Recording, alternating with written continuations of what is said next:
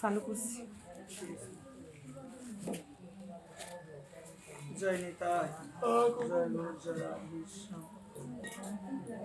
ভক্তবৎসল শ্রী ভগবান অনাদিনাদি গোবিন্দ, সর্বকারণের কারণ ভগবান শ্রীকৃষ্ণের মুখ নিঃসৃত বাণী শ্রীমদ্ ভগবদ গীতার আঙ্গিকে ভাগবতীয় কথা সুদরস আস্বাদন করার নিমিত্তে আজকে সবাই আমরা এই মহতী অনুষ্ঠানের মধ্যে আমরা অংশগ্রহণ করেছি। ভগবানের কথায় প্রবেশ, কথা বলো না কেউ। ভগবানের কথায় প্রবেশ করার পূর্বে সর্বপ্রথম সশ্রদ্ধ প্রণাম নিবেদন করছি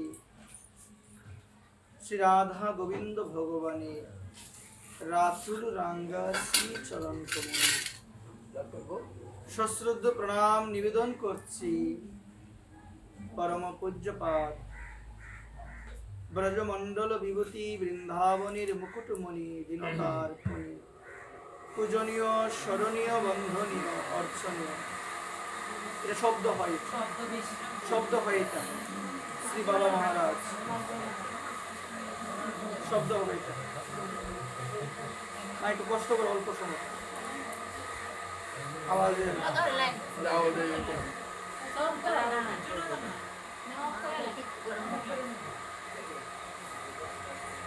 অফ করে দেন এটা আগে ফ্যানটা ঠিক করে নিন।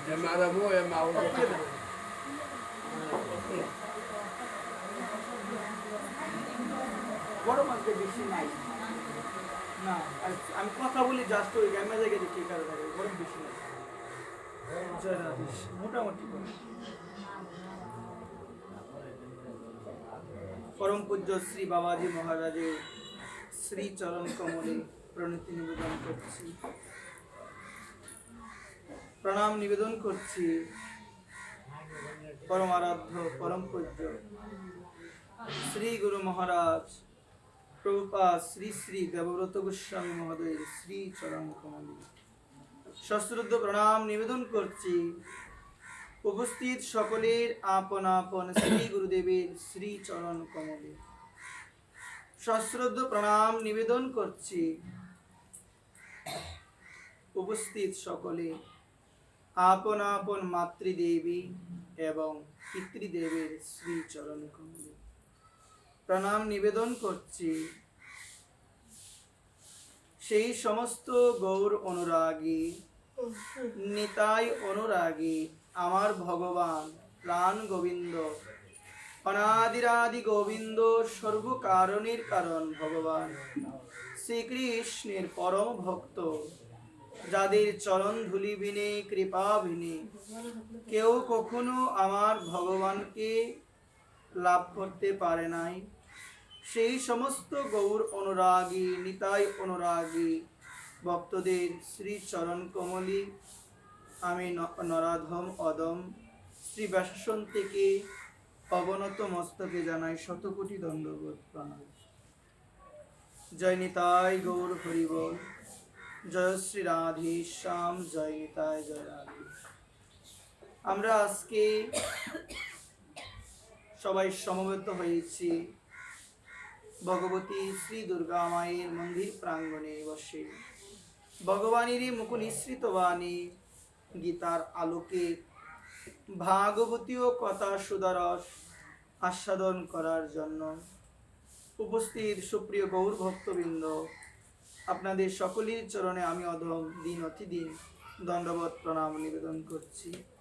জয় নিতাই গৌর হরিবল, বাঞ্ছা কল্প তরুভশ্চ কৃপা সিন্ধুইব এবচ পতিতানাং পাবনেভ্যো বৈষ্ণবেভ্যো নমো নমঃ। জয় নিতাই, জয় গৌর, জয় রাধেশ্যাম। আজকের এই মহতী অনুষ্ঠান পরমেশ্বর ভগবান শ্রীকৃষ্ণের মুখ নিঃসৃত বাণী শ্রীমদ্ ভগবত গীতা আমরা শ্রবণ করার জন্য আমাদের আয়োজন হয়েছে, আমরা একত্রিত হয়েছি। জয় নিতাই। আমি পূর্বেই উপস্থিত আমার সকল মায়েদের চরণে নিবেদন করি বলি, যখন আমার ভগবান অনাদিরাদি গোবিন্দ, সর্বকারণের কারণ ভগবান প্রাণ গোবিন্দের কথা শুরু হয়ে যাবে, তখন একনিষ্ঠতা সহকারে, প্রেম ভক্তি সহকারে, শ্রদ্ধাযুক্ত হৃদয়ে আমার ভগবানের কথার প্রতি ধ্যান দেওয়ার চেষ্টা করবেন। জয় নিতাই, জয় গৌর, জয় রাধে শ্যাম। আমার ভগবান তিনি শ্রীমদ্ ভগবত গীতায় বলছেন, সমহং সর্বভূতেষু নমে দেশহস্তি ন প্রিয়, যে ভজন্তি তোমাম ভক্তা ময়ি তে তেষু চাপ্যহম। আমার ভগবান তিনি গীতায় বলছেন, মন দিয়ে শুনবেন, যে আমি সকলের ভিতরে সমান আছি, কেউ আমার প্রিয় নয়, কেউ আমার অপ্রিয় নয়। কিন্তু ভগবান এই শ্লোকের মধ্যে একটু ভেদ রেখে দিয়েছেন। ভগবান বলছেন, সমহং সর্বভূতেষু, আমি সমস্ত জীবের ভিতরে আছি সমানভাবে, কেউ আমার প্রিয় নয়। যে ভজন্তি তোমাম ভক্তা ময়ি তে তেষু চাপ্যহম। ভগবান এই শ্লোকের মধ্যে একটু ভেদ রেখে দিয়েছেন। সেই ভেদটা হলো, আমি আছি সকলের ভিতরে সমান আছি, কেউ আমার প্রিয় নয়, কেউ আমার অপ্রিয় নয়। ভেদটা হলো, যে ভজন্তি, যে আমাকে ভজনা করে ভক্তির সহিত, যে আমাকে প্রেমের সহিত ভজনা করে আমি হই তার, সে হয় আমার। একবার প্রেম সে। এই জগতে সেই ব্যক্তি বলতে পারবে, জোর দিয়ে বলতে পারবে যে গোবিন্দ হলো আমার, যে ব্যক্তি প্রেম ভক্তি সহকারে আমার ভগবানের আরাধনা করে, যে ব্যক্তি প্রেম সহকারে আমার ভগবানকে ডাকে, আমার রাধারানীর নাম করে প্রেম ভক্তি সহকারে, যার ভিতরে সেই ভক্তি আছে, সে বলতে পারবে কৃষ্ণ আমার। আমার যদি লক্ষ কোটি টাকাও তাকে, আমি বলতে পারবো না কৃষ্ণ আমার, যতক্ষণ পর্যন্ত আমার হৃদয়ে সে ভক্তি না থাকে। ওই কারণে শাস্ত্র বলছেন, মা ভক্তি যার কৃষ্ণ তার সর্বশাস্ত্রে কয়, ভক্তি না থাকিলে কৃষ্ণ দেখিলেও কি কিছু হয়?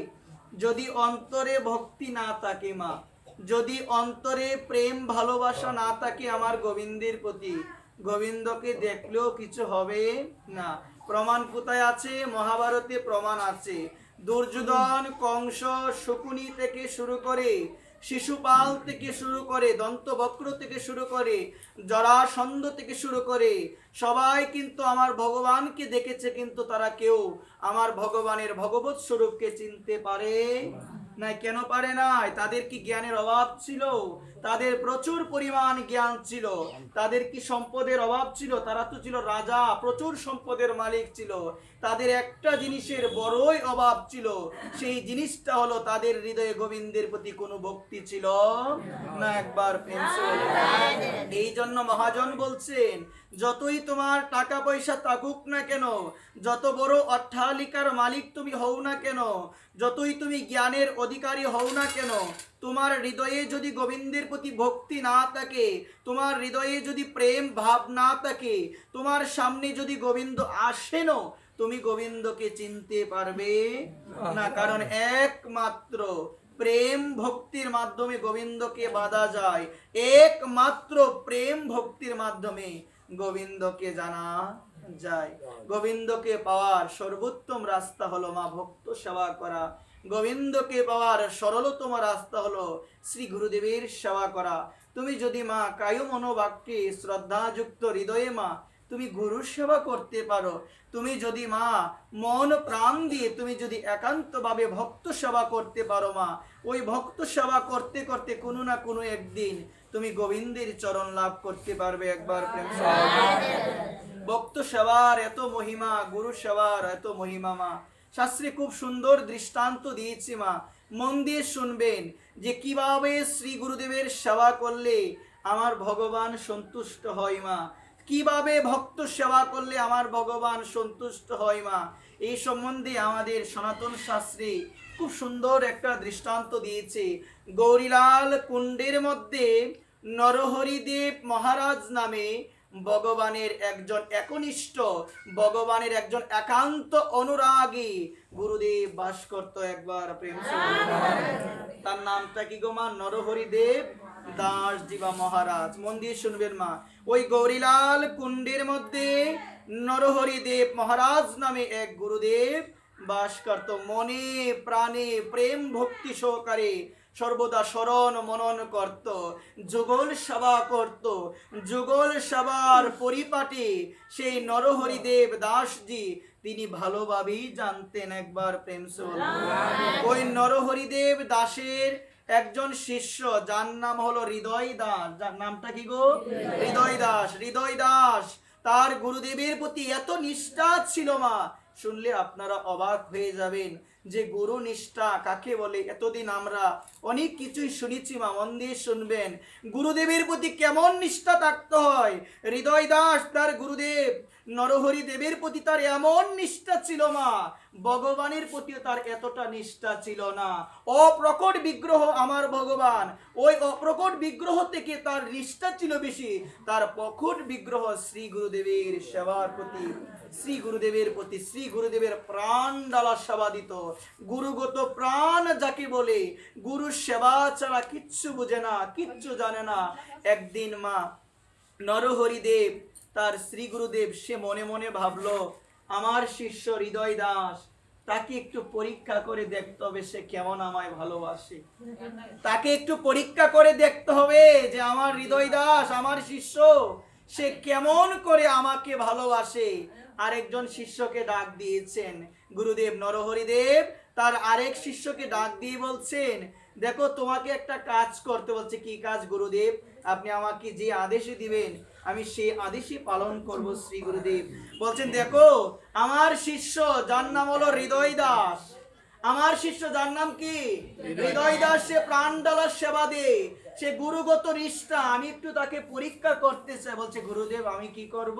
বলছে দেখো তোমাকে একটু ঝগড়া লাগতে হবে। কার সঙ্গে? হৃদয় দাসের সঙ্গে। বলছে গুরুদেব এটা আমি কিভাবে করি? গুরুদেব হৃদয় দাসের এত নিষ্ঠা গুরুদেব তোমার প্রতি, আমি কি করে তার সঙ্গে জেনে শুনে ঝগড়া করি? বলছে দেখো আমার আদেশ তোমাকে মানতেই হবে। আদেশ দিয়েছেন, এখন ঝগড়া কিভাবে করবে গো মা? ঝগড়া করতে গেলে তো বিভিন্ন কিছু দরকার মা। সে কি করলো? প্রতিদিন সে কি করে জানো মা? তার নিজের আসন লুকিয়ে ফেলে বলে কি গো তুমি আমার আসনটা লুকিয়ে ফেলেছো। হৃদয় দাসকে বারবার বলে, কিন্তু হৃদয় দাসের মাথাটা সর্বদা নিচু, কিচ্ছু বলে না। হৃদয় দাসকে বলে যে তোমার কারণে আমি আজকে আসন পাচ্ছি না, তুমি কোথায় ফেলে দিয়েছো আমার আসন। প্রতিদিন এক এক করে তার সঙ্গে ঝগড়া করার চেষ্টা করে, প্রতিদিন চেষ্টা করে, কিন্তু মা হৃদয় দাস শান্ত অবিচলিত ভাবে শ্রী গুরুর নাম স্মরণ করে, শ্রী গুরুদেবের নাম স্মরণ করে। একদিন অনেকদিন যখন হয়ে গেল, একদিন গুরুদেব আসলো। সেই গুরুদেবের নাম কি? নরহরিদেব মহারাজজি। উনি আসলেন, উনি এসে বললেন, দোষ দিলেন কাকে জানো মা? হৃদয় দাসকে। বলছে হৃদয় দাস তোমার কারণে আশ্রমে আর থাকা যাচ্ছে না, তোমার এই অত্যাচার এত বেড়ে গিয়েছে, তোমার এই অত্যাচারের জন্য এই আশ্রমে আর থাকা যাচ্ছে না, তুমি এই আশ্রম ত্যাগ করে চলে যাও। একবার তুমি এই আশ্রম ত্যাগ করে চলে যাও। এই কথা বলার পরে মা বিনা অন্যায় যদি কাউকে দোষ দেওয়া হয় আমরা কি করবো গো মা? সাধু কাকে বলে একটু মন দিয়ে শুনবেন। সে কিচ্ছু বলে নাই যে গুরুদেব আমি অপরাধী নই, গুরুদেব আমি কিচ্ছু করি নাই, একটা বড় বলে নাই এই কথা। বলছে গুরুদেব আমি আপনাকে ছাড়া গুরুদেব থাকতে পারবো না। গুরুদেব আপনি যদি আপনার চরণ ছাড়া আমাকে করে দেন গুরুদেব আমি কি করে থাকবো? জলের মধ্যে মাছ থাকে, মাছ যেমন জল ছাড়া বাঁচতে পারে না গুরুদেব, আমিও আপনাকে ছাড়া থাকতে পারবো না, বাঁচতে পারবো না। আমি আপনাকে ছাড়া কিভাবে থাকবো গুরুদেব? আমি থাকতে পারবো না। একটা বারও তো বললো না গুরুদেব আমি কিছু করি না, আপনি কেন শাস্তি দিচ্ছেন? একটা বারও তো বলে নাই মা। মা মন দিয়ে একটু শুনবেন মা, ভালোভাবে কথাগুলো খেয়াল করবেন মা। আমরা দেখতে পেয়েছিলাম শাস্ত্রের মধ্যে মা এই হরিদাস ঠাকুরকে 22টা বাজারে বেত্রাঘাত করা হয়েছে। একজন বলছে হরিদাস তোমার কি এমন কর্মফল ছিল গো যে তোমাকে 22টা বাজারে মারা হলো? হরিদাসের কি কোনো কিছু ছিল মা? বিনা অন্যায়ে তাকে শাস্তি দেওয়া হয়েছে। কিন্তু হরিদাস বলেছিল, আমি একবার সাধু নিন্দা শুনেছিলাম, আমি একবার বৈষ্ণব নিন্দা শুনেছিলাম, এই কারণে আমার এই শাস্তি হয়েছে। সে তো বলতে পারতো আমি তো তেমন কিছু করি নাই। সে কি বলেছে মা? মাথাটা নত মা। সে সমস্ত কিছু তার মাথার মধ্যে সে নিয়ে নিল মা। ভক্ত কাকে বলে দেখো মা। সে বলে নাই কিছু, কারণ ভক্ত হতে গেলে শান্ত হওয়া প্রয়োজন মা। ভক্ত হতে গেলে শান্ত হতে হবে, ভক্ত হতে গেলে স্থির হতে হবে। দেখো মা, কিচ্ছু বলে নাই। ঠিক তদ্রূপ মা, আমরা দেখতে পেয়েছিলাম আমার ভগবান 14 বছরের জন্য বনবাসে গিয়েছিল। ভগবান কি বরতের জন্য গিয়েছিল? যাই নাই। কিন্তু বরত নিজেকেই ভাবতো আমি অপরাধী। মা 14টা বছর এই যে বড়, সে কিন্তু বিছানার মধ্যে শয়ন করে নাই। 14 বছর সে কিন্তু সিংহাসনে বসে নাই। তার ভ্রাতা রামচন্দ্রের পাদুকা নিয়ে সে কি করেছে গো মা? সিংহাসনের মধ্যে বসিয়ে রাজ্য সে পরিচালনা করেছে। ভাবতো আমি হলাম অপরাধী। নিজের মাকেও দোষ দিয়েছে। মা ভাবলো যার জন্য এগুলো করলাম সে আমাকে দোষ দেয়, যার জন্য এত কিছু করলাম সে আমাকে দোষ দেয়। তাহলে দেখো ভরতের জীবনীতে কি পাওয়া যায়? সে নিজেকেই নিজে অপরাধী ভাবলো। সে তো বলতে পারতো আমি তো কিচ্ছু করি নাই, আমি অপরাধী কেন হব? আজকে দেখো ঠিক তদ্রূপ মা, এই জায়গার মধ্যে বোঝার বিষয় মা, ভক্তি জগতের মধ্যে মা ঝগড়ার কোনো স্থান নাই মা। এই যে ভক্তি জগৎ, এই যে আমরা দেখতে পেলাম ঝগড়া হলো, সে কিন্তু ঝগড়া করে নাই। ভক্তি জগতের মধ্যে কিসের স্থান নাই? ঝগড়ার স্থান নাই। আপনি ভক্তি জগতে এসেছেন, আপনি কখনো ঝগড়া করতে পারবেন না। আর যদি হয় বুঝতে হবে ত্রুটি আপনার মধ্যে আছে মা। মন দিয়ে শুনবেন মা, আমি একটা কথা সবাইকে বলছি, মন দিয়ে শুনবেন। আমাদের এখানে দেখবেন গীতা পাঠ হয় বা বিভিন্ন জায়গায় গীতা পাঠ হয়। গীতা পাঠ হওয়ার পরে যখন প্রসাদ দেওয়া হবে, এটা নিয়ে আমাদের এখানে একটা গোলমাল সৃষ্টি হয়, আওয়াজ সৃষ্টি হয়, বিভিন্ন কথা সৃষ্টি হয়। এতক্ষণ পাঠ শুনেন, আপনি বুঝলেন কি আর আপনি করলেন কি? আপনি যদি এগুলো নিয়ে ঝগড়া করেন, আপনি এগুলো নিয়ে যদি কথা বলেন, তাহলে পাঠ শুনে কি হলো? প্রসাদ প্রসাদী, কিঞ্চিত পেলো প্রসাদ, বেশি পেলো প্রসাদ। এটা নিয়ে যদি আমি মন্তব্য করি মা, তাহলে হবে কি মা? মায়েদের চরণে নিবেদন, প্রসাদ প্রসাদী মা। ভক্তি জগতের মধ্যে মা স্থান নাই ঝগড়ার মা। এখানে সকলের চরণে এই নিবেদন, ঝগড়া থেকে বিরত থাকো মা। আজকে হৃদয় দাস জগৎকে শিক্ষা দিয়ে গেল, তাকে এত লাঞ্ছনা দিল, তার সঙ্গে ঝগড়া করলো। গুরুদেব, তার কোনো দোষ নাই। গুরুদেব বলছেন তুমি আশ্রম ত্যাগ করে চলে যাও। একবার প্রেম সে বলো। সে বলছেন গুরুদেব আমি কিভাবে থাকবো আপনার চরণ ছাড়া? বলছে আমি এগুলো জানি না, তুমি চলে যাও। সে চলে গেল, যমুনার কাছে চলে গেল। যমুনার কাছে গিয়ে গুরুদেবের কথা চিন্তা করে মা, আর গুরুদেবের নাম স্মরণ করে কাঁদে, গুরুদেব আমি তো আপনাকে ছাড়া থাকতে পারবো না, এইরকম চিন্তা করে ক্রন্দন করে। তো এক দুপা যমুনার ঘাটের মধ্যে কাপড় কাছে মা, মানে কাপড় পরিষ্কার করে। একদিন সেই হৃদয় দাস লক্ষ্য করে দেখলো তার গুরুদেবের কাপড় দুপা এসেছে ধোয়ার জন্য, মানে পরিষ্কার করার জন্য। দুপার কাছে গিয়ে বলল যে এই কাপড়গুলো দেখে আমার মনে হচ্ছে এটা হচ্ছে আমার গুরুদেবের কাপড়, এটা হচ্ছে আমার নরহরি দেব, আমার মহারাজজি, আমার গুরুদেবের কাপড়। তুমি কৃপা করে ওই কাপড়গুলো আমাকে দাও পরিষ্কার করার জন্য। তুমি কথা দাও তুমি আমার গুরুদেবকে বলবে না, তুমি আমাকে কথা দাও আমার গুরুদেবকে বলবে না। তুমি যতবার কাপড় নিয়ে আসবে এই জায়গায় থেকে আমি পরিষ্কার করে দেব, তুমি কথা দাও আমার গুরুদেবকে তুমি বলবে না। এইভাবে অনেক দিন চলতে লাগলো। একদিন নরহরিদেব দাসজি তিনি চিন্তা করলেন যে তাকে কাপড় দিয়ে, এত সুন্দর তো আগে পরিষ্কার করতো না, এখন দেখি দিন থেকে দিন আমার কাপড়গুলো বেশি পরিষ্কার হয়। দুপাকে ডাক দিয়ে বলল, কিরে দুপা তুই আমার কাপড়গুলো এত সুন্দরভাবে পরিষ্কার করিস, কে পরিষ্কার করে দেখতে পার আমাকে বল। এই কথা বলার পর সে বলল, দেখুন বাবা আপনার শিষ্য হৃদয় দাস পরিষ্কার করে দিয়ে। বলছে ও কি এখনো এখান থেকে যায় নাই? ওকে গিয়ে বলবি ও যেন বৃন্দাবনের মধ্যেই না থাকে। একবার কি পরীক্ষা হে। বলছে ওকে গিয়ে বলবি ও যেন এই জায়গার মধ্যে না থাকে, ও যেন যমুনার ঘাটে না থাকে। এই কথা বলার পরে যখনই সেই দুপা তার কর্ণে গিয়ে কথাটা দিল, তোমাকে বলছেন তোমার গুরুদেব তুমি যেন এই জায়গার মধ্যে না থাকো। এই কথা বলার পরে সে বলল যে আমি বৃন্দাবন ত্যাগ করে কোথায় যাব? এই কথা চিন্তা করে সে ভাবলো আমি এখন গুরুদেব আমাকে আদেশ দিয়েছেন, আমাকে যেতেই হবে। দেখো গুরুদেবের আদেশ কাকে বলে, আর আমরা বর্তমানে কি করি? গুরুদেবের আদেশ কাকে বলে? গুরু যদি অসন্তুষ্ট থাকে ভগবত চরণ প্রাপ্তি আমার মতো অদমের পক্ষে কখনো সম্ভব নয়। একবার গুরু যদি অসন্তুষ্ট হয়ে যায় মা, আজকে সে মথুরায় চলে গেল, মথুরায় কিছুদিন থাকলো। ওই ওই যে গুরুদেব ছিল নরহরিদেব, তার প্রসিদ্ধতা বেশি ছিল, অনেকেই চিনত, তো অনেকেই যেত তাকে দেখার জন্য, অনেকেই যেত মা। একজন ব্যক্তি তিনি প্রতিদিনই যেত গুরুদেবকে সঙ্গে সাক্ষাৎ করার জন্য, গুরুদেবের জন্য নানা কিছু নিয়ে যেত। একদিন সে লক্ষ্য করে দেখলো হৃদয় দাস আমার গুরুদেবের কাছে একজন যাচ্ছে দেখা করার জন্য। সে কি করলো, তার কাছে যেগুলো তাকে ফলমূল যাই তাকে, টাকা পয়সা যাই তাকে, প্রণামী গুরুদেবের জন্য দিয়ে দেই এবং তাকে বলে দে সাবধান তুমি আমার গুরুদেবকে বলিও না, তুমি আমার গুরুদেবকে বলিও না। এইভাবেও অনেকদিন চলতে লাগলো। একদিন গুরুদেব নরহরিদেব বলল, কিরে তুই যে আমাকে এত জিনিস দিচ্ছিস, এগুলো তুই কোথায় পাস? এই কথা বলার পরে সে বলল যে আপনার এক শিষ্য আছে না হৃদয় দাস, সে মথুরায় অবস্থান করে, আমি যখন আসি সে আপনার জন্য এগুলো দিয়ে দে। বলো না গো, ও বুঝি এখনো যাই না এখান থেকে, ওকে গিয়ে বলবে ও যেন মথুরায় না থাকে, ওই বৃন্দাবন ভূমির চারপাশে যেন ও না থাকে। সে যখন আবার ফিরে আসলো, গুরুদেবের সংবাদটা দিল, গুরুদেবের আদেশ, সে ওই ভূমি ত্যাগ করে অনেক দূরের এক জায়গায় চলে গিয়েছে। দীর্ঘকাল এই জায়গার মধ্যে অবস্থান করলো, গুরুদেবকে স্মরণ করে গুরুদেবকে ডাকে এবং যেই যায় তাকে বলে দে, দেখো আমার গুরুদেব যে জায়গায় তাকে, গুরুদেব যে ভূমির মধ্যে দাঁড়িয়ে তাকে তোমরা কৃপা করে সেখান থেকে কিছু ভূমি আমার জন্য নিয়ে আসবে, সেখান থেকে কিছু রস আমার জন্য নিয়ে আসবে। গুরুদেব যে পাত্রের মধ্যে ভোজন করে, গুরুদেব যে কলা পাতার মধ্যে ভোজন করে, সেই পাতাটা আমার জন্য নিয়ে আসবে। আমি সেটাকে শুকিয়ে শুকিয়ে গুরুদেবের সেই উচ্ছিষ্ট প্রসাদ আমি গ্রহণ করবো। বলো এইভাবে হৃদয় দাসের জীবন চলতে লাগলো। অনেক দিন চলে যাওয়ার পরে মা মন দিয়ে শুনবেন, গুরুদেবের কি অপার লীলা মা, ভগবানের কি অপার মহিমা।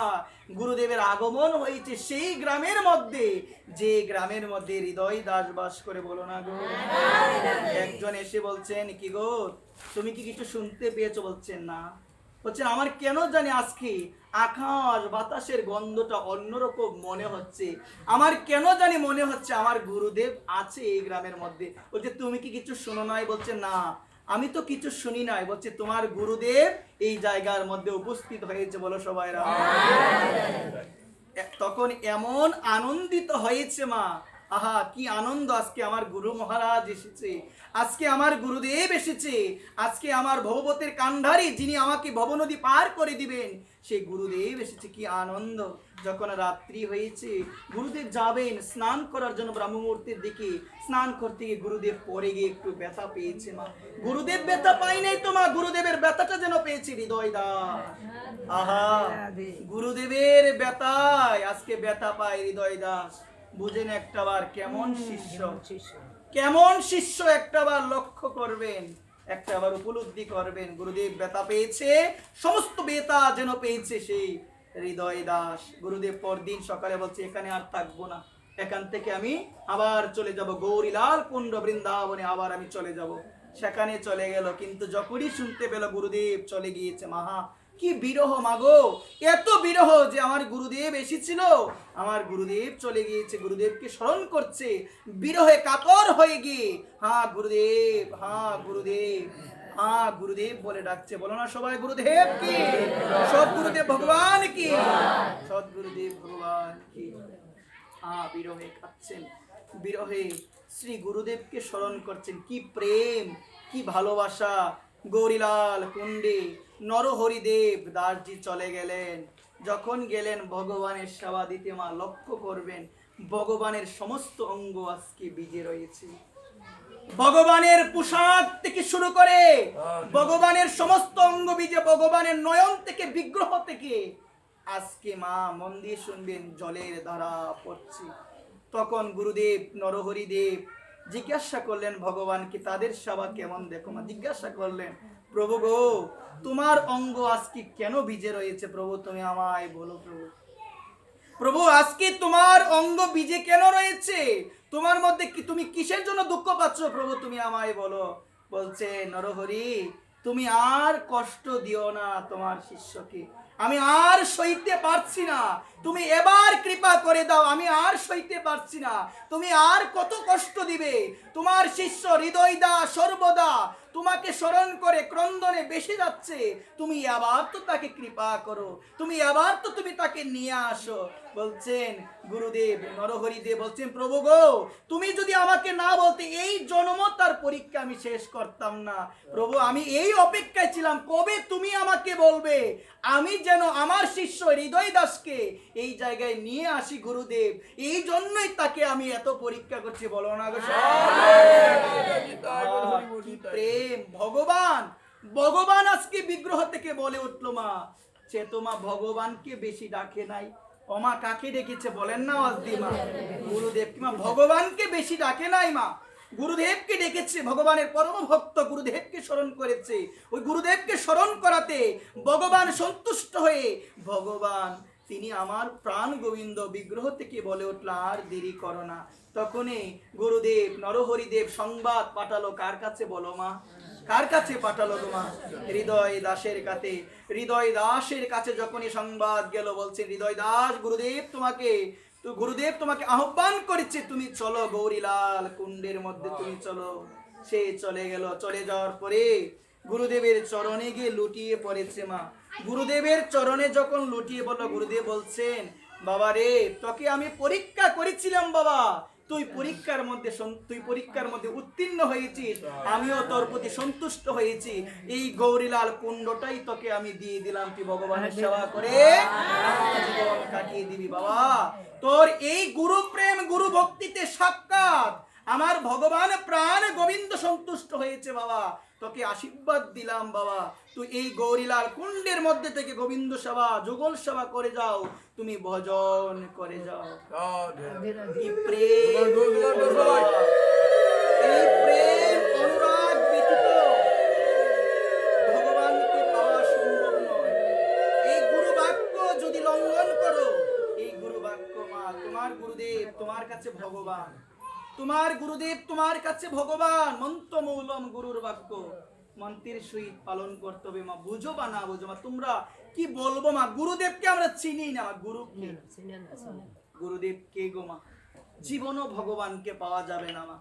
গুরু যেই হোক না কেন মা, গুরু নিষ্ঠা কাকে বলে একটু মন দিয়ে শুনে যান। যেই হোক না কেন মা, মন দিয়ে শুনবেন। এই জায়গার মধ্যে বিজয় কৃষ্ণ গোস্বামী তার শিষ্যদের উদাহরণ দিয়েছিলেন, গুরুদেবের নিষ্ঠা কাকে বলে, গুরুর প্রতি নিষ্ঠা কাকে বলে তিনি উদাহরণ দিয়েছিলেন। বিজয় কৃষ্ণ গোস্বামী তার শিষ্যদের বোঝাতে গিয়ে তিনি বলছিলেন, দুই শিষ্য, দুই ব্যক্তি, মন দিয়ে শুনবেন, মনোযোগ দিয়ে কথাগুলো লক্ষ্য রাখবেন। দুই ব্যক্তি মা এক সময় রওনা দিয়েছিল গুরু গ্রহণের অন্বেষণে, যে গুরু গ্রহণ করতে হবে। এই উদাহরণটা কে দিয়েছিল গো মা?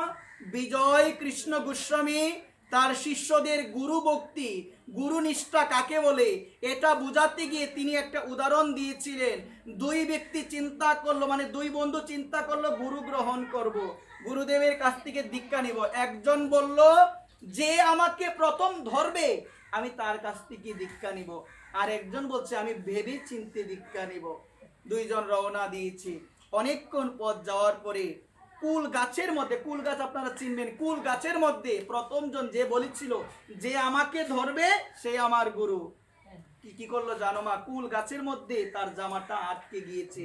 সে বলছে, আমি আর কোথাও যাব না, আমি আমার গুরুদেবকে পেয়ে গিয়েছি, আমি আমার গুরুদেবকে পেয়ে গেছি। বিজয় কৃষ্ণ গোস্বামী যিনি এই কথাগুলো বলছিলেন, উদাহরণটা দিয়েছিলেন তার শিষ্যদের, বলছেন দেখো সে বলছে আমি গুরুদেব পেয়ে গিয়েছি। আরেকজন বলে, কি রে, কুল গাছ আবার কিভাবে গুরুদেব হয়? এটা তো কথা বলতে পারে না, কিচ্ছু করতে পারে না, এটা কিভাবে গুরুদেব? বলছেন দেখো এটা কিভাবে গুরুদেব হয় আমি জানি না, কিন্তু আমি বলেছিলাম যে আমাকে ধরবে প্রথমে সে হলো আমার গুরুদেব। এই জায়গার মধ্যে কুল গাছের নিচে বসে ভজন করতে লাগলো, ভগবানকে স্মরণ করতে লাগলো। আর এই দিকে মা কি হলো জানো? ওই ব্যক্তিটা খুঁজেই গেল, অন্বেষণ করেই গেল, গুরুদেব আর পেল। অনেক দিন পরে চলে আসলো, এসে দেখি মা কি হয়েছে জানো? এইদিকে সে কুল গাছের মধ্যে থেকে, কুল গাছের নিচে বসে ভজন করতে করতে ওই কুল গাছটা মোটামুটি বড় হয়েছে। বড় হওয়ার পরে ওই কুল গাছটা কি হয়েছে গো মা? কুল গাছটা ঢলে পড়ে গিয়েছে। ওইখানে ওই কুল গাছের সমাধি দিয়েছে। সমাধি দেওয়ার পর একটা আশ্রম হয়েছে। ওই আশ্রমের মধ্যে থেকে ভজন করছে। অনেক লোকের আসা যাওয়া হয়, অনেক লোক সেখানে আসে তাকে দেখার জন্য। কিছুদিন পরে ওই যে তার বন্ধু সেও ফিরে আসলে, এসে দেখে অবাক, কি ছিল আর কি হয়ে গেল, কি ছিল কি হয়ে গেল। এসে বলছেন, কিরে বন্ধু আমাকে চিনতে পারছি? বলছে হ্যাঁ তোকে আমি চিনতে পারছি। বলছে এখনো কি গুরুদেব গ্রহণ হয় নাই? বলছে না এখনো আমার গুরুদেব গ্রহণ হয় নাই। বলছে তোমার গুরুদেবকে? বলছে যে আমাকে প্রথম ধরেছিল সে আমার গুরুদেব। সেখানে কয়েকদিন থাকলো, থাকার পরে দেখতে পেলো মনে একটা হিংসা চলে এসেছে। কেন? ওই বন্ধুর অনেক সম্মান, অনেকে আসে দেখার জন্য, অনেকে আসে তাকে প্রণাম করছে, ভক্তি করছে, মনে একটা হিংসা আসলো। মনে মনে ভাবলো তাকে যে করি ও ভূপাতিত, মানে সমাজের মধ্যে তাকে কি করতে হবে? পচাতে হবে, যে করি হোক। রাজার কাছে গিয়ে বিচার দিল, বলছেন আমার এক বন্ধু এই জায়গার মধ্যে সে ভূত পেতের উপাসনা করছে, কিচ্ছু নাই এই জায়গার মধ্যে, ওই ভূত পেতের উপাসনা করছে, আপনি কি সেটা থামান। তখন গিয়ে সেই জায়গার মধ্যে রাজা তার লোকগুলোকে পাঠালো, সেই জায়গায় খনন করতে লাগলো। খনন করতে করতে সেই জায়গা থেকে একজন মহাপুরুষের উদয় হয়ে গিয়েছে। একবার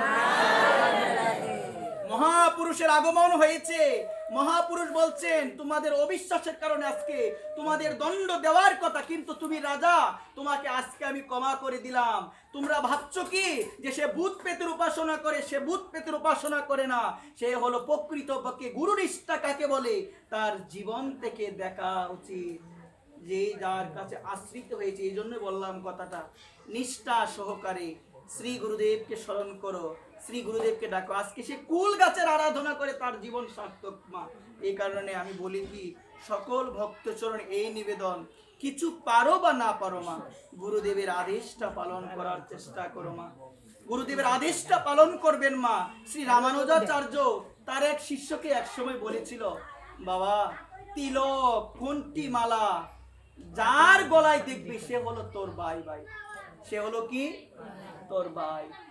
ওই ভাই ভেবে তাকে সম্মান করবি। মন দিয়ে শুনবেন, রামানুজাচার্য তার শিষ্যকে বলছেন, কি বলছেন? ওই তিলক কণ্ঠিমালা যার গলায় দেখবি, যার ললাটে তিলক দেখবি, সে হলো তোর ভাই, সম্মান করবি। গুরুদেবের কথাটা হৃদয়ে গেঁথে নিয়ে যখনই কণ্ঠিমালা কারো গলায় দেখে, ললাটে যখনই কারো ললাটে তিলক দেখে, নিজের ভাই রূপে তার সেবা করে, যত্ন করে। একদিন সে নদীর পাশে বসে, একটা বটবৃক্ষের নিচে বসে সে ডাকছেন, ভগবানকে স্মরণ করছেন। হঠাৎ মা নদীর জলে ভেসে যাচ্ছে একটা মৃতদেহ। সে লক্ষ্য করে দেখলো মা, ওই মৃতদেহের না মা গলার মধ্যে অনেকগুলো কণ্ঠিমালা। এই যে গুরুদেব বলেছিল না যে যার গলায় কণ্ঠিমালা দেখবি সে হলো তোর ভাই। এবং দেখবেন আরেকটা জিনিস লক্ষ্য করবেন, তিলক দিতে দিতে দেখবেন আমাদের এইদিকে একটা দাগ পড়ে যায় না মা? সে লক্ষ্য করে দেখলো, আমার গুরুদেব তো আমাকে বলেছিল, যে কি বলেছিল? যার গলায় কণ্ঠিমালা দেখবি, ললাটে তিলক দেখবি, সে হলো তোর ভাই। সে চিন্তা করলো, গুরুদেব বলেছে একটা ব্যক্তি বেশি যাচ্ছে, তার গলায় কণ্ঠিমালা আছে, সে আমার ভাই। এই চিন্তা করে নদীর জলে ঝাঁপ দিয়ে ওই মৃতদেহকে নদীর জল থেকে উঠিয়ে এনে তাকে কি করলো জানো মা? অন্ত্যেষ্টি ক্রিয়া তার করলো। একবার চিনে না জানে না আমরা করব মা? চিনে না জানে না। গুরু বাক্য, গুরুদেব বলেছিল কণ্ঠিমালা যার দেখবি, যার ললাটে তিলকে দেখবি, সে হলো তোর ভাই। ভাইয়ের মতো তাকে সম্মান করতে হবে। সে কিচ্ছু জানে না, সে সবাইকে বলছে আমার ভাই মারা গিয়েছে, তোমরা আসো অন্ত্যেষ্টি ক্রিয়ার মধ্যে। অন্ত্যেষ্টি ক্রিয়া হলো, সে কি করলো জানো মা? আমরা যখন আমাদের বাবা মারা যায়, আমরা একটা ব্রত দেখবেন, ব্রহ্মচর্য আমরা পালন করি মা। আমরা অনেক সময় অবিষণ্ণ গ্রহণ করি। সে অবিষণ্ণ গ্রহণ করলো, সে কিন্তু জানে না সে কে, কিন্তু সে গুরু বাক্য, গুরুদেব বলেছিল, সে অবিষণ্ণ গ্রহণ করলো। এখন সে শ্রাদ্ধ করবে, বৈষ্ণব শ্রাদ্ধ করবে, শ্রাদ্ধ করবে, বৈষ্ণব সেবা দিবে। ব্রাহ্মণ পল্লীর সবাইকে নিমন্ত্রণ দিয়েছে, সবাইকে নিমন্ত্রণ দিয়েছে, আজকে আমার ভাইয়ের শ্রাদ্ধ হবে, ভগবানকে ভোগ নিবেদন করা হবে, আপনারা আসবেন, আপনারা সবাই প্রসাদ গ্রহণ করবে। এদিকে বলা বলি শুরু হয়ে গিয়েছে। গ্রামে আমাদের কিছু লোক থাকে যারা কি করে, একজনের কাছে আরেকজনের কাছে এইভাবে কথা লাগানোর চেষ্টা করে। বলছে কি গো, তোমরা যে সবাই যাবে দুপুরে, নিমন্ত্রণ যে তোমরা পেয়েছো, কার বৈষ্ণব সবাই যাবে? কে মারা গিয়েছে? বলছে ওই যে ওর ভাই মারা গিয়েছে। বলছে কিসের ভাই ওর মারা গিয়েছে? আমি সব দেখেছি, ওর কোনো ভাই লাগে না। একটা লাশ ভেসে যাচ্ছে, ওর গুরুদেব বলেছিল যার কণ্ঠী মালা দেখবি তাকে ভাই বলবি। ও চিনে না, জানে না, আমরাও জানি না, চিনি না কে কোন গোত্রের, কোথা থেকে এসেছে, শুধুমাত্র কণ্ঠী মালা দেখেছে, ওই জন্য ভাই রূপে সম্বোধন করে সে অন্ত্যেষ্টি ক্রিয়া করেছে, এখন শ্রাদ্ধ করবে, বৈষ্ণব সেবা দিবে, তোমরা যেও না। একবার প্রিন্সিপাল বলা বলি শুরু হয়ে গেল, সেই কথা পৌঁছে গেল ওই শিষ্যের কানে, কেউ যাবে না, কেউ যাবে না। গুরুদেবের চরণে গিয়ে লুটিয়ে পড়েছেন, বলছে গুরুদেব আমি 500 মানুষের আয়োজন করেছি, আমি সবাইকে নিমন্ত্রণ দিয়েছি গুরুদেব, এখন কেউ বলছে যাবে না। গুরুদেব মাথায় হাত দিয়ে বলল চিন্তা করিস না, 500 না আজকে 1000 হবে তোর বৈষ্ণব সবাই। একবার 500 না আজকে 1000 হবে তোর বৈষ্ণব সবার মধ্যে। এইদিকে বৈকুণ্ঠে আমার ভগবান এই লীলা দেখে মধুর চাহনিতে তাকিয়ে আছেন। বৈকুণ্ঠ দূত যারা বৈকুণ্ঠে থাকতো তাদের সবাইকে ভগবান বলছে আজকে তোমরা সবাই ব্রাহ্মণের রূপ ধারণ করে, আজকে তোমরা সবাই ব্রাহ্মণ সেজে চতুর্বাহু থেকে তোমরা 2 বাহু ধারণ করে তোমরা ওর বৈষ্ণব সভায় অংশগ্রহণ করবে। একবার আজকে যখন দল ভেদে ভেদে যাবে মা, অনেক 500 নয়, সে ভাবলো আয়োজন তো করলাম 500, 1000 আসলে কেমন হবে। গুরুদেব বলেছিল আজকে তোর আঙ্গিনা যদি অনেক ভক্ত আসে প্রসাদ কখনো কমতি হবে বলো না সবাই। আজকে যখন তারা আসতে লাগলো উপর থেকে, বৈকুণ্ঠ থেকে নেমে, যখন ব্রাহ্মণগণ মা, এটা বেশি দিন আগের কথা নয় মা, কলিযুগের ঘটনা যেটা বলছি, আজ থেকে 500 বা 700 বছর আগের কথা মা। রামানুজাচার্য রয়েছে মা, তার শিষ্যের কথা বলছি, মন দিয়ে শুনবেন, এটা কোনো গল্প কথা নয় মা, সাক্ষাৎ হয়েছিল মা। বৈকুণ্ঠ থেকে ব্রাহ্মণরা এসেছিল, ব্রাহ্মণরা যখন দল বেঁধে বেঁধে পল্লী গ্রামের দিকে যাচ্ছে, পল্লী গ্রামের ব্রাহ্মণরা চিন্তা করলো কোথা থেকে আসছে, আমরা যাই নাই তারা যাচ্ছে, কোথা থেকে আসছে। কয়েকজন বলা বলি করলো যাক যখন আসবে লাঠি নিয়ে থাকবো, সবাইকে মেরে একদম মানে একদম এখান থেকে তাড়িয়ে দিব, আসুক একবার। এইরকম চিন্তা করে তারা দাঁড়িয়ে রইল। আর সে কি করলো গো মা, বৈষ্ণব সেবার মধ্যে অংশগ্রহণ করলো,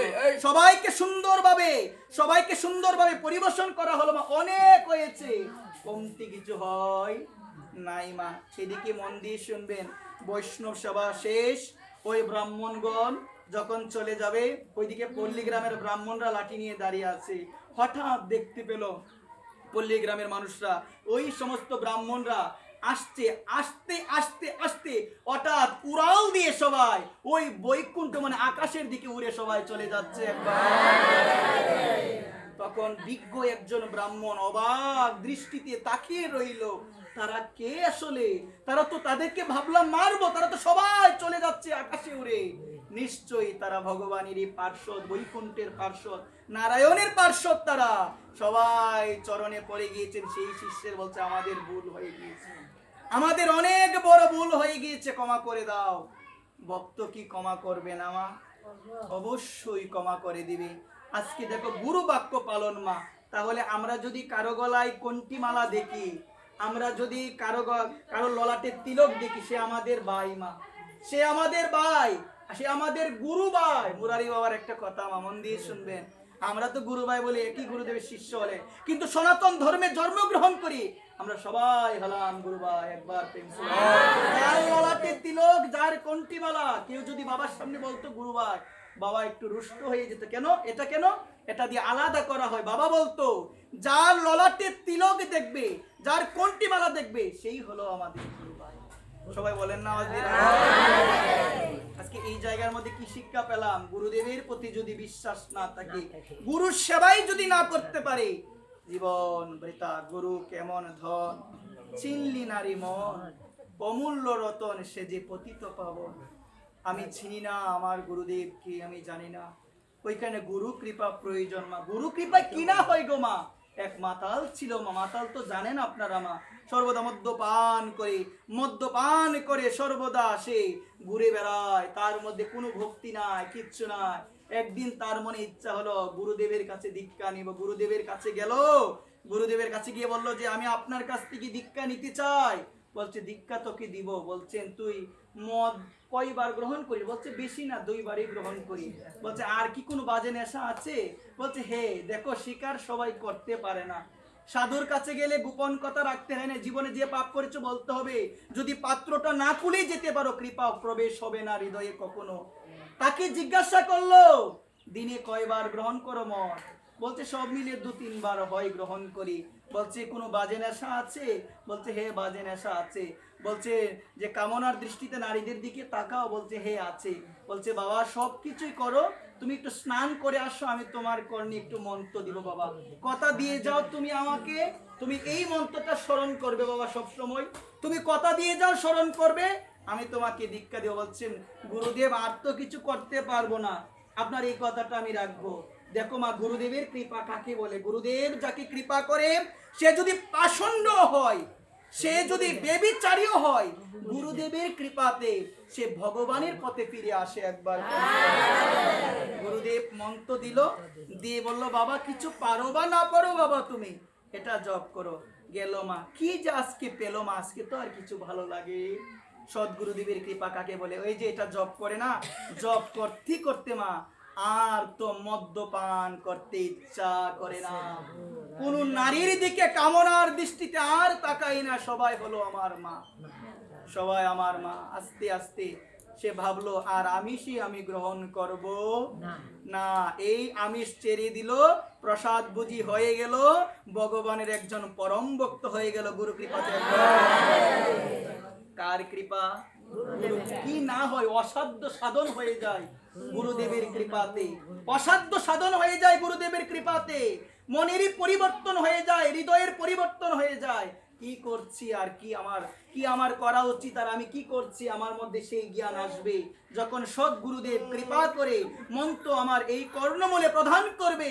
তখন আমার অনুশোচনা আসবে আমার পাপ কর্মের জন্য, তখন আমার অনুশোচনা আসবে আমার খারাপ কর্মের জন্য, আমার বেবিচার জীবনের জন্য অনুশোচনা আসবে। যদি অনুশোচনাই না আসে, বুঝতে হবে এখনো তুমি ধর্মের দিকে কিঞ্চিত পরিমাণও আগাতে পারো না একবার। আমি বলি কি, এত পাপ করার পরেও যদি কারো মনে আঘাত দেওয়ার পরে যদি অনুশোচনা না আসে এখনো মা, বুঝবেন আরো অনেক পিছিয়ে আছেন, অনেক দূরে যেতে হবে মা। সবার চরণে এই নিবেদন মা, এটাই হচ্ছে গুরুদেবের কৃপা, এটাই হচ্ছে গুরুদেবের শক্তি। গুরুদেবের কৃপা হলে মা চোর সাধু হয়ে যায় মা। গুরুদেব বানাতে পারে চোরকে সাধু, তার সেই ক্ষমতা আছে। সাধু বানাতে পারে মা, সাধু বানাতে পারে। কে পারে? যিনি যথার্থ সাধু, যিনি যথার্থ গুরুদেব, তার সেই পরিমাণ ক্ষমতা তার মধ্যে আছে। সবাই বলো রাধে। আমি সকল ভক্ত চরণে নিবেদন করে বলবো, শ্রী গুরুদেবকে জানার বিশেষ প্রয়োজন। গুরুদেব যে মন্ত্রটা দিয়েছে মা, সেটাও যদি মা তুমি ত্রিসন্ধ্যার মধ্যে তুমি জপ করো মা, এবং গুরুদেব যে আদেশ দিয়েছেন, যে আদেশ প্রাপ্ত হয়েছেন, যদি গুরুদেব তিনি স্বধামে না থাকেন মা, যিনি সিনিয়র শিষ্য আছেন গুরুদেবের, যিনি একান্তভাবে গুরুদেবের সঙ্গে ওতপ্রোতভাবে সংযুক্ত ছিল, তার কাছ থেকে গুরুতত্ত্ব জানার চেষ্টা করো, দেখবে অনেক কিছু তোমরা জানতে পারবে। একবার অনেক কিছু তোমরা জানতে পারবে। এখানে সকল ভক্ত চরণে এই নিবেদন, গুরুদেবের প্রতি বিশ্বাস রাখতে হবে। কার প্রতি? এক ব্যক্তি পাহাড়ে উঠেছে। কোথায় উঠেছে? পাহাড়ে। কোনো একটা কারণে স্লিপকে পাহাড় থেকে পড়ে গিয়েছে। একটা গাছ ছিল, গাছে ধরেছে, দেবাদিদেব মহাদেবকে ডাকছে। কাকে ডাকছে? বাবা শঙ্কর বাঁচাও, বাবা শঙ্কর বাঁচাও, বাবা শঙ্কর বাঁচাও। বলছেন বাঁচাবো, হাতটা ছেড়ে দিয়ে তোকে আমি নিচ থেকে ধরবো। বলছে বাবা আগে দেখা দাও, বিশ্বাস তো আমার হয় না, তোমাকে তো আমি দেখতেই পাচ্ছি না। আমাদের দশা এরকম, হাতটা আমরা চাললাম না সংসার থেকে। বাঁচাও বাঁচাও বললাম, আরে বাবা বাঁচাতে গেলে হাত ছেড়ে দিয়ে সম্পূর্ণরূপে বিশ্বাস রাখো। আমার ভগবান শঙ্করও বলছে তুমি হাতটা ছেড়ে দাও, আমি তোমাকে কুলে পেতে ধরে নিব। বলছেন তোমায় তো আমি দেখতেই পাচ্ছি না, আমি কেন চারবো? কোন গ্যারান্টিতে আমি তোমায় চারবো? আমাদের দশা এমন, আমাদের দশা এমন, আমরা বিশ্বাসই করতে পারি না, পাবো কিভাবে গোবিন্দ কি?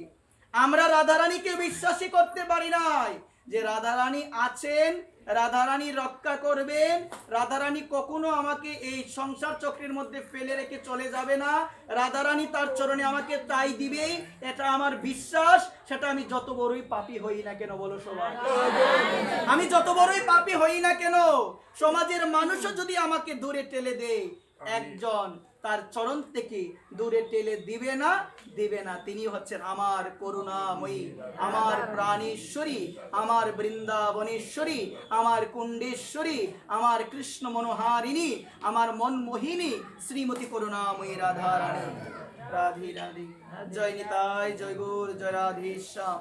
সকল ভক্ত চরণে আমি অধম আমি নরাধম নিবেদন করে বলছি মা, পাঠের মধ্যে অসংখ্য ভুল ত্রুটি হয়েছে, আপনারা সবাই ক্ষমা সুন্দর দৃষ্টিতে দেখবেন। জয় রাধে শ্যাম, জয় নিতাই, জয় গৌর, জয় রাধে শ্যাম, জয় জয় শ্রী রাধে শ্যাম।